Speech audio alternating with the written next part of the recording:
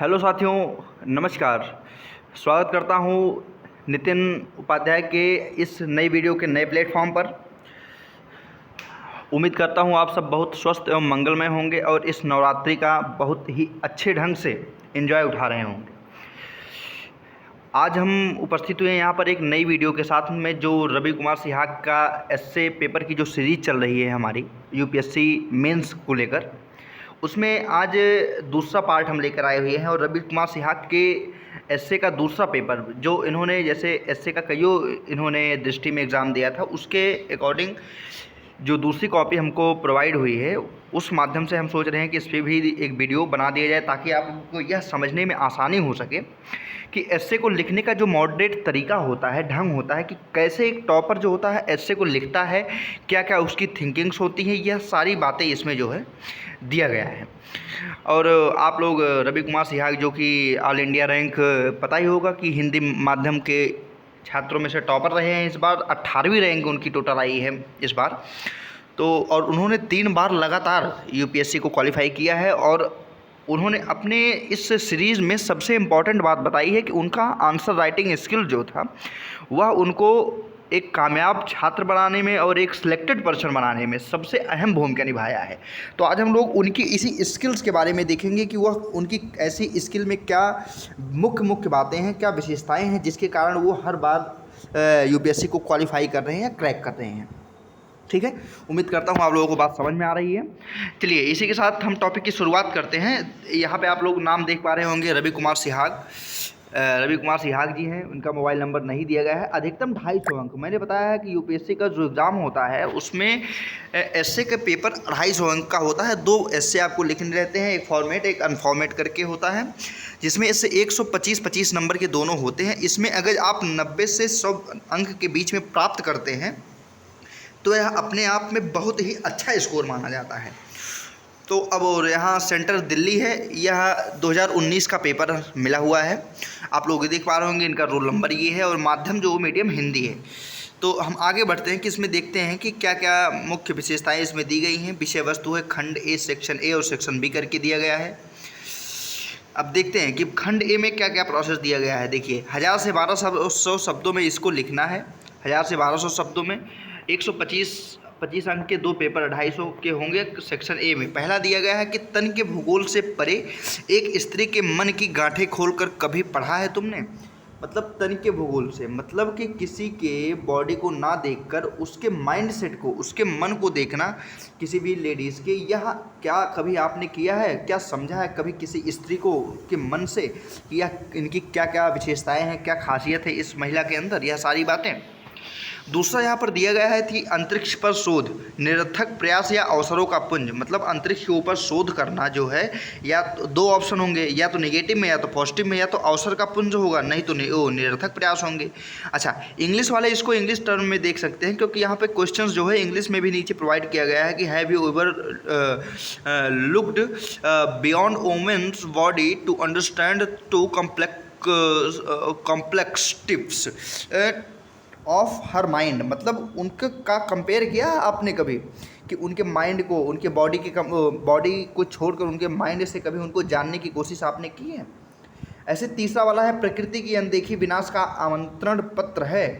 मतलब प्रकृति के बारे में नहीं सोचना एक विनाश का आमंत्रण पत्र है। एक जो होता है वो उसको बोलते हैं विजिटिंग कार्ड, इनविटेशन कार्ड बोलते हैं। ठीक है, तो प्रकृति को अनदेखा नहीं करना चाहिए। और चौथा है समावेशी विकास संभव है बशर्ते प्रतिस्पर्धा संघर्ष ना बने। जो प्रतिस्पर्धाएं हैं जो है वो संघर्ष ना ही बनेगी तो समावेशी विकास एकदम संभव है 100%। अगर हम और आप स्टूडेंट हैं और हम और आप पढ़ाई कर रहे हैं, तो हमारा और आपका दोनों का विकास निश्चित रूप से संभव है। लेकिन प्रतिस्पर्धाएं जो हमारे और आपके बीच में, वो संघर्ष में ना बदल जाए, बस इस बात को हम लोगों को ध्यान रखना होगा। ठीक है, अब सेक्शन बी के इसमें 4 पार्ट तुरंत देख लेते हैं हम लोग, कि युद्ध के लिए तैयार रहना शांति को संरक्षित करने का सबसे प्रभावी उपाय है। मतलब कि यदि आप एक लड़ाकू प्रवृत्ति के इंसान हैं और हर कोई जानता है कि इससे लड़ने के बाद खतरा है, तो आपके साथ सभी शांतिपूर्ण व्यवहार ही करेंगे। जैसे एग्जाम्पल के रूप में अमेरिका ले लीजिए, ब्रिटेन ले लीजिए। अभी रूस का तो कॉन्फ्लिक्ट चल रहा है, लेकिन रूस के साथ भी इतना पावरफुल चाइना भी देख लीजिए, ये सारी कंट्रियाँ ऐसी हैं जैसे ये युद्ध के लिए हरदम तैयार रहने वाली कंट्रियाँ हैं और इनसे शांति को संरक्षित रखने का यह सबसे प्रभावी ढंग इनके माध्यम से बनाया जा सकता है। दूसरा देखते हैं कि समस्याग्रस्त विश्व के लिए गांधीवादी विचारधारा की प्रासंगिकता क्या होगी, क्योंकि जितनी समस्याएं इस विश्व में देखी जा रही हैं उसमें क्या गांधीवादी विचारधारा की अहिंसा परमो धर्मा, इस माध्यम से या इस रणनीति से क्या हम आगे बढ़ सकते हैं, क्या हम समझ सकते हैं इस विचारधारा को। तीसरा वाला दिया गया है कि सामाजिक एवं क्षेत्रीय न्याय की कमजोरियां संपन्न समाजों के अंतर विरोधों को प्रत्यक्ष संघर्ष के रूप में प्रस्तुत कर सकती हैं। अब देखिए, सामाजिक एवं क्षेत्रीय न्याय जो होता है, जो समाज के लिए ज़्यादा इम्पोर्टेंट भूमिका निभाता है, क्योंकि एक समाज अपने एक क्षेत्र को मिलाकर ही बनाया जाता है। उनकी कमजोरियाँ को संपन्न समाज के अंतर विरोध में जो उनके अपोजिट डायरेक्शन में होते हैं, एक तो होते हैं कमज़ोर वर्ग के लोग, दूसरा होते हैं जो संपन्न समाज के लोग हैं, उनमें अंतर विरोध को प्रत्यक्ष संघर्ष के रूप में क्या प्रस्तुत कर सकते हैं। मतलब आमने सामने क्या उनकी टक्कर हो सकती है, यह पॉसिबिलिटीज़ हैं। क्योंकि अक्सर देखा होगा आपने, जब क्षेत्रीय न्याय की बात आती है तो जो संपन्न समाज होता है उनकी बातों को ज़्यादा प्रखरता के साथ समझा जाता है और सुना जाता है। उनके अपेक्षाकृत जो कमज़ोर लोग हैं उनकी बातों को उतना अच्छे से ध्यान नहीं दिया जाता है। चौथा है नैतिकता स्वयं अपना ही पुरस्कार है। Wow, morality is its own rewards. मतलब मॉरलिटी जो होता है वह खुद के लिए एक पुरस्कार है, उसको किसी अन्य पुरस्कार की आवश्यकता नहीं है। अब इसके हम आगे देखते हैं कि इसमें रवीश कुमार सिहागी ने सेक्शन ए में कौन सा चूज़ किया है। बहुत सही देख रहे हैं, पहला वाला इन्होंने उठाया है कि तनिके भूगोल से परे एक स्त्री के मन की गांठें खोलकर कभी पढ़ा है तुमने। और देख रहे हैं अंडरलाइन करके ये इतना बाकायदा सजा के इस चीज़ को लिखे हैं, इन्वर्टेड कामा में लगा के, कि इस चीज़ को जो भी देखेगा उसको बातें समझ में ज़रूर आएंगी। अब ये लिख रहे हैं कि तन के भूगोल से परे मन की गांठें खोलकर कभी पढ़ा है तुमने उसके भीतर का खौलता इतिहास। इन्होंने इसको एक कविता के रूप में इसको प्रोवाइड कर दिया है, यहाँ पर पेश कर दिया है और इन्होंने इस ऐसे की शुरुआत कर दी है। कभी पढ़ा है तुमने उसकी चुप्पी की दहलीज पर बैठे शब्दों की प्रतीक्षा में उसके चेहरे को, अगर नहीं तो क्या जानते हो तुम रसोई और बिस्तर के गवित से परे। मतलब एक इन्होंने इसमें एक या कविता के माध्यम से इसको पिरो दिया है और बहुत अच्छा प्रसंग, मतलब स्टार्टिंग पॉइंट का इनका जो प्रसंग देखने को मिल रहा है बहुत ही बेहतर ढंग से है।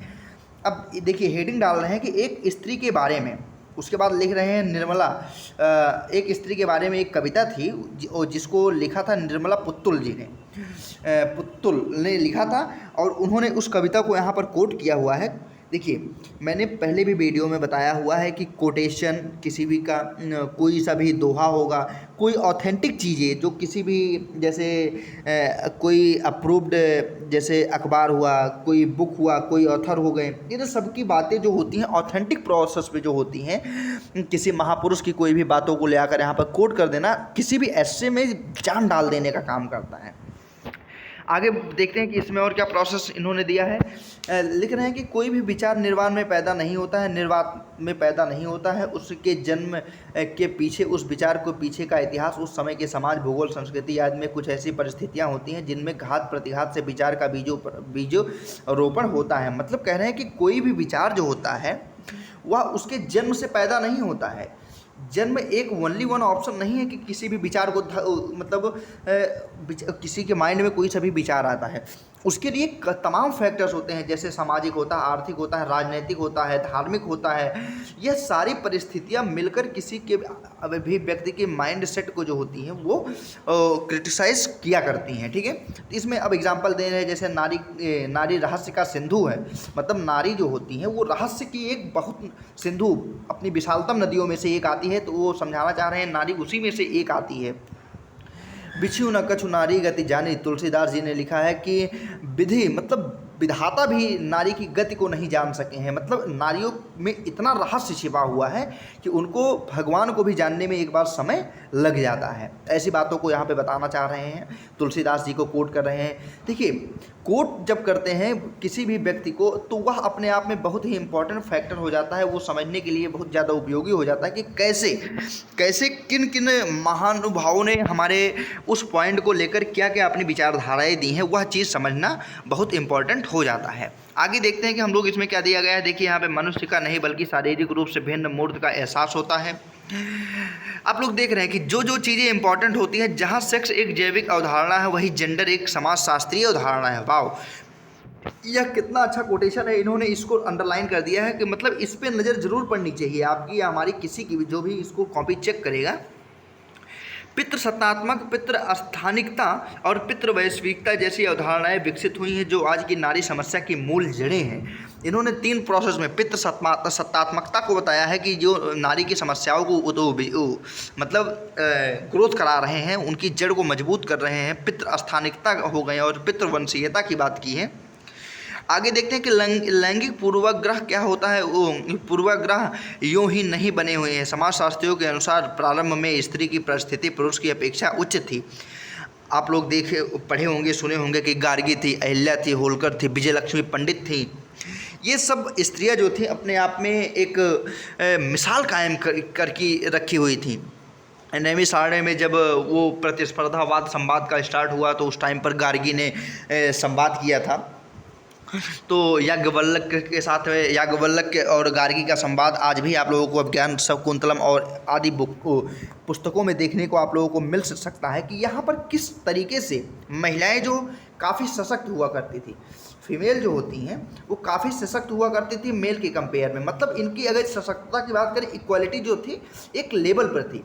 बट आज के सिनेरियो में अगर हम इसको देखना चाह रहे हैं तो आज जो होता है, अगर मेल ऊपर है तो फीमेल एकदम नीचे की प्रोसेस में चलता आ रहा है। हमारे कुछ अगर जब मतलब 70 से 50 के दशक की बातें अगर हम लोग देखा करें, और इवन यहाँ ही नहीं, वो चाहे अमेरिका हुआ, रूस हुआ, ब्रिटेन हुआ, फ्रांस हुआ, और कोई सा भी कंट्री, आप इटली हुआ, जर्मनी हुआ, कहीं भी उठा के आप लोग देख लेंगे, जापान हुआ, तो वहाँ पर महिलाओं की स्थिति जो थी पहले चिंताजनक हुआ करती थी। लेकिन आज का टाइम जो होता है वह महिलाओं को ज़्यादा जागरूक और सशक्त बना रहा है। हमारे भीमराव अंबेडकर जी का एक कोटेशन याद आ रहा है। उन्होंने कहा था कि किसी भी समाज की समृद्धि या उनके विकास को देखने का आयाम यह नहीं है कि वह आर्थिक और सामाजिक रूप से बहुत ही मजबूत है। उनकी विकास को देखने का एक नज़रिया यह भी होना चाहिए कि वहाँ की महिलाओं को समानता कितनी दी गई है। उस समानता के आधार पर ही किसी भी समाज को एक विकसित समाज के रूप में देखा जाना चाहिए। B.R. अम्बेडकर को कौन ही नहीं जानता होगा। देखिए इन्होंने यहाँ पर दिया है, गार्गी, मैत्रेयी, लोपामुद्रा जैसी स्त्रियाँ पुरुषों के कंधे से कंधा मिलाकर चलती थीं, किंतु समय के साथ पुरुष की बढ़ती सत्ता ने जहाँ भारत में जाति व्यवस्था जैसी प्रथाओं को जन्म दिया, तो वहीं पश्चिमी समाजों में भी नारी को पुरुषों की छाया तले खंडन कर दिया।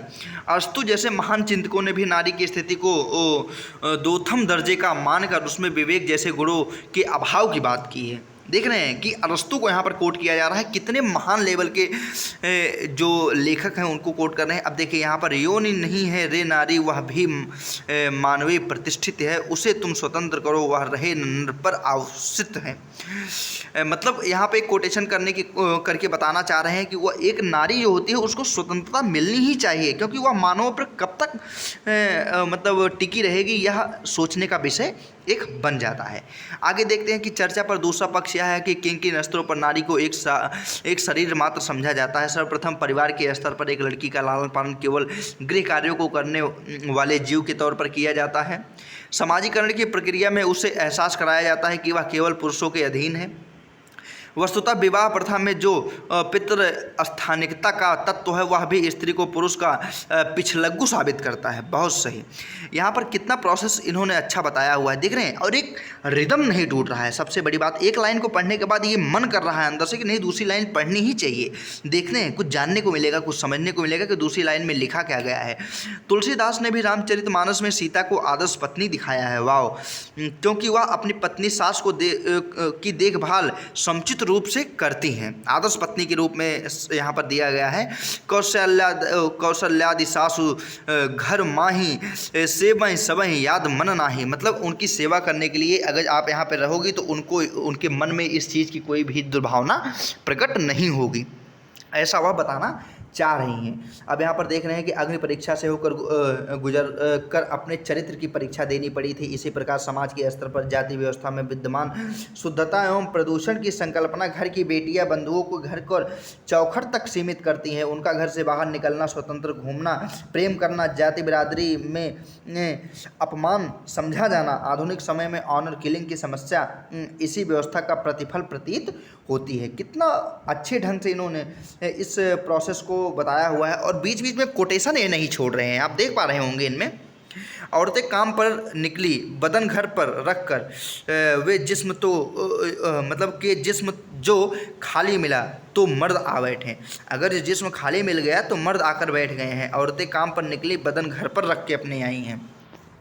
कोटेशन कितना लाजवाब इन्होंने दिया है, यह भी कहा गया है। अब यदि अब देखिए यहाँ पर ये फिर अंडरलाइन करके कुछ बताना चाह रहे हैं कि पिंक में भी इसी बात को दर्शाया गया है कि किस पर एक स्त्री के पुरुष के फिल्म की बात कर रहे हैं कि पिंक फिल्म जो बनाई है, साथ बैठकर बात करने को भी सेक्स करने का इशारा समझ लिया जाता है और इस पर हर स्तर पर नारी का वस्तुकरण किया जाता है। परिवारों में उसे केवल माँ, बहन, बेटी, पत्नी की पहचान मिलती है, मानो कि क्यों नहीं।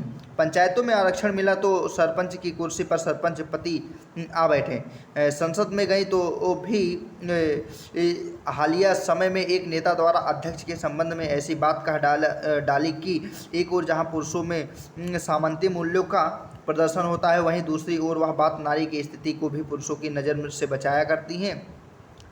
जब नारी हंसती है तो इसे हस्त बिस्तरी का इशारा समझा जाता है। सोशल मीडिया के स्तर पर जब भी कोई लड़की किसी लड़के की तस्वीर में रुचि दिखाकर लाइक करती है तो इसे संभोग करने का खुला निमंत्रण समझा जाता है। आज के सिनेमा में नारी के संबंध में इसके अंग प्रदर्शन के साथ जो फूहड़ गाने सुने जाते हैं वे हमारी समाज की मानसिकता के ही उजागर करते हैं। देख रहे हैं कि कितना रिदम बना के इन्होंने इस पॉइंट को दिया गया है। मुख्यतः कॉस्मेटिक, परफ्यूम आदि दिखाया जाता है ताकि लोग ज़्यादा आकर्षित हों। ऐसा इसलिए कि विज्ञापनकर्ता भी समाज के लोगों के मन की खूबी समझते हैं। फिल्मों में शीला की जवानी, मुन्नी बदनाम जैसे गाने आते ही उनका हिट होना संभावित हो जाता है। इतने सारे उदाहरण यह साबित करते हैं कि आज के समय में समाज की सच्चाई यही है। क्या है? हमने स्वतंत्रता आंदोलन में नारियों के पक्ष में अनेक कार्य किए हैं। मतलब देख रहे हैं इनका क्या रिदम है, क्या लय है, इन्होंने किस पॉइंट को लेकर यहाँ पर दिया है। उनके चेहरे से में बसी है एक पीड़ा, जब वह हंसती है तो वह एक उमंग आती है। कितना कम जानता हूँ उसे नहीं, उस चेहरे को नहीं, उस पीड़ा को। मतलब क्या पॉइंट इन्होंने डाल रखा है, आप लोग देख पा रहे होंगे कि कितना अच्छे रिदम के साथ में इन्होंने लिखा हुआ है। वीमेंस के बारे में, उनकी शारीरिक परिस्थितियों के बारे में, शारीरिक सहनशीलता, भावनात्मक बुद्धिता जैसे गुणों में भी नारियां अपने आप में गगनचुंबी इमारत की तरह हैं। बता रहे हैं कि हम भारत के लोग, भारत में मानस को समझा जाए कि विचार अभिव्यक्ति की। और यहाँ पर देखिए ये अब पॉलिटी को यहाँ पर टेक्स्ट कर रहे हैं कि उन्होंने बताना चाह रहे हैं कि कत विद सृजी नारी जगमाही पराधीन सपने सुकनाही। मतलब होता है कब विद सृजी नारी जगमाही, जब नारियों को किसी ने सृजन नहीं किया है तो पराधीन सपने सुकमाही, उनको दूसरों के माध्यम से कभी भी सुख की अनुभूति नहीं हुई है, यह इसमें बताना चाह रहे हैं। और आप लोग देख पा रहे होंगे पितृसत्तात्मकता के मूल्यों को चुनौती देनी होगी इसके लिए। और लास्ट का कोटेशन, ये पहला वाला समाप्त होने वाला है आई थिंक। दिया गया है कि इस नदी में ठंडी धार आती तो है, नाव जर्जर ही सही लहरों में टकरार आती तो है, कहीं तो एक चिंगारी ढूंढ लाओ दोस्तों, इस दिए में तेल से भीगी बाती तो है। मतलब एक समुचित ढंग से अब इन्होंने क्या प्रस्तुतिकरण यहाँ पर दिया था और क्या इसका अंत किया है। एक कोटेशन से स्टार्ट, कविता से स्टार्ट करके और कविता पे ही निष्कर्ष निकाल देना एक अच्छे निबंधकार की बहुत बड़ी भूमिका यहाँ पर दर्शाई गई है, दिखाई गई है कि एक अच्छा निबंधकार किस किस लहजे के साथ में अपने सारे प्रोसेस को, सारे फीचर को यहाँ पर बता रहा है या दिखा रहा है। आई होप पहला वाला रिदम आपको समझ में आया होगा। आप चलते हैं खंड बी के ऊपर, देखते हैं कि खंड बी में 4 ऑप्शन मैंने पहले ही पढ़ के आपको बता दिए हैं। उन्होंने इसमें चूज किया है नैतिकता स्वयं अपना ही पुरस्कार है, क्योंकि ऑप्शन इन्होंने 4 नंबर वाले पॉइंट को इन्होंने चूज किया है, ये वाला। अब देखते हैं कि ये लिख क्या रहे हैं। अब स्टार्ट करते हैं। एक बार एक डॉक्टर था, वह सभी प्रयोगशालाओं में साठ-गांठ करके मरीजों को अधिक दवाएं व जांच लेकर लूटपाट करता था। उसके घर में जो दूध बेचने वाला आता था वह भी मिलावटी दूध बेचता था। उसके घर में काम करने वाली नौकरानी चोरी छिपे वस्तुओं व खाद्य सामग्री को उठा ले जाती थी। एक दिन वह जब सड़क का पुल पार कर रहा था तो वह पुल धंस गया। उसे काफ़ी चोटें आई किंतु वह बच गया। ठीक होने के बाद जब वह रिपोर्ट कराने गया तो पुलिस ने उसकी बात ही नहीं सुनी। कभी इंजीनियर्स, पुलिसकर्मी व राजनेताओं ने मिली भगत कर उस पुल का पैसा खाया था। बहुत सही।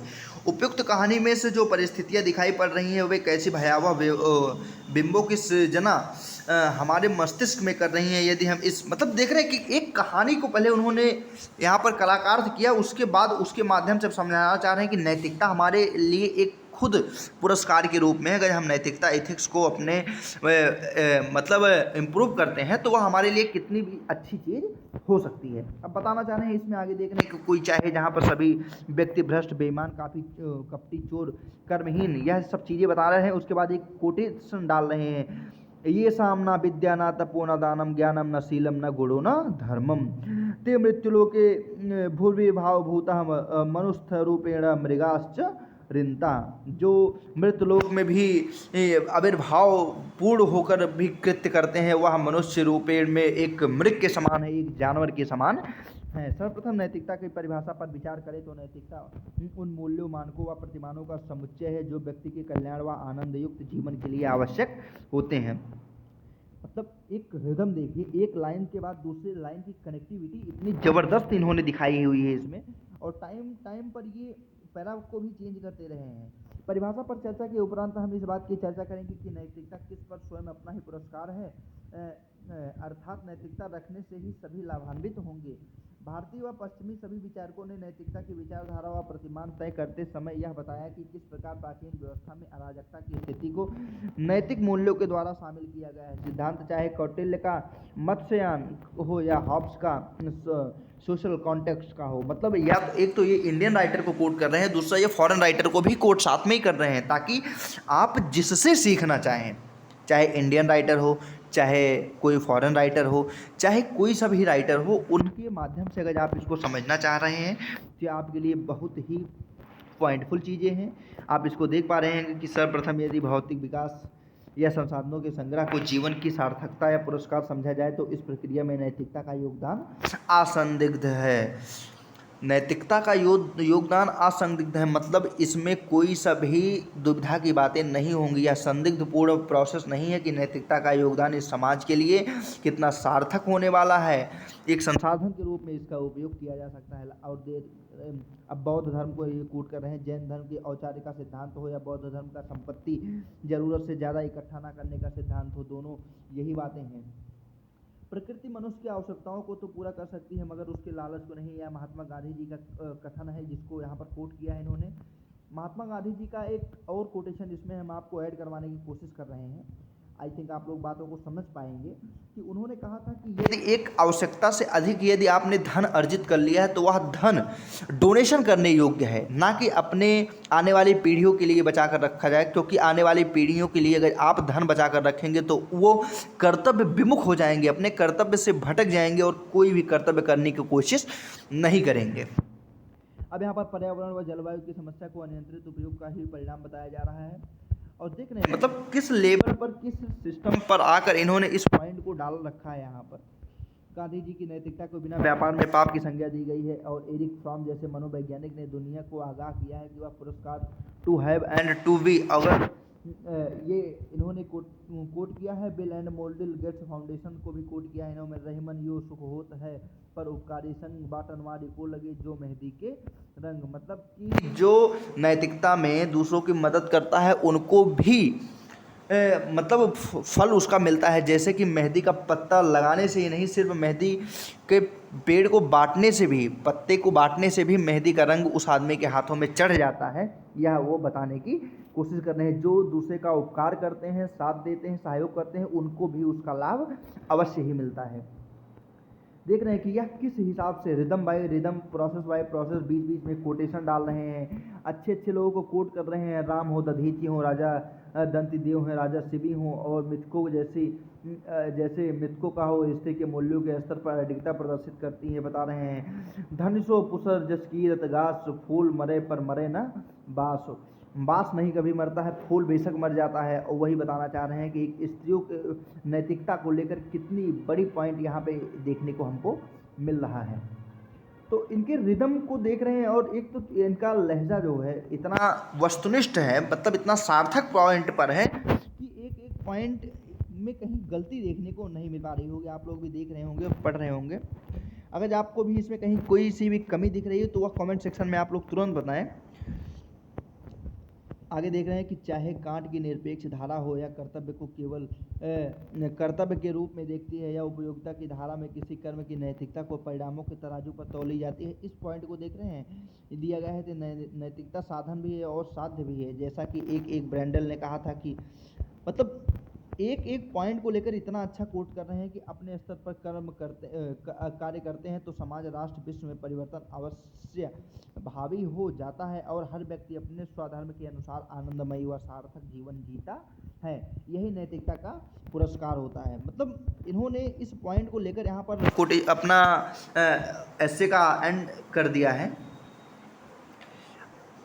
एक इनमें क्या क्या पॉइंट हमको आपको देखने को मिला। एक तो रिदम हो गया, रिदम इसमें था। दूसरा इसमें कोटेशन था। तीसरा इसमें एक प्रतिभूतिता हमको देखने को मिली है। चौथा जो शब्दों का इन्होंने चयन किया है वह बहुत ही मार्मिक ढंग से किया हुआ है कि मतलब कोई सा भी शब्द एक दूसरे के अप्रभावी ढंग से, कोई सा भी बैड फॉल नहीं कर रहा है। सब एक दूसरे को लेकर बहुत ही अच्छे ढंग से इसमें दिखाई पड़ रहे हैं। आई थिंक आप सबको ये वीडियो पसंद आई होगी, और आगे की वीडियो लाने के लिए, मोटिवेट करने के लिए हमको प्लीज़ चैनल को सब्सक्राइब कर लीजिए, वीडियो को लाइक कर दीजिए और शेयर कर दीजिए, और अपना राय कमेंट बॉक्स में ज़रूर दीजिए कि यह वीडियो आपको कैसी लगी और इसको कैसे और प्रभावी ढंग से हम आप लोगों के सामने लेकर आ सकते हैं, और इसमें क्या क्या कमियां रह गई हैं।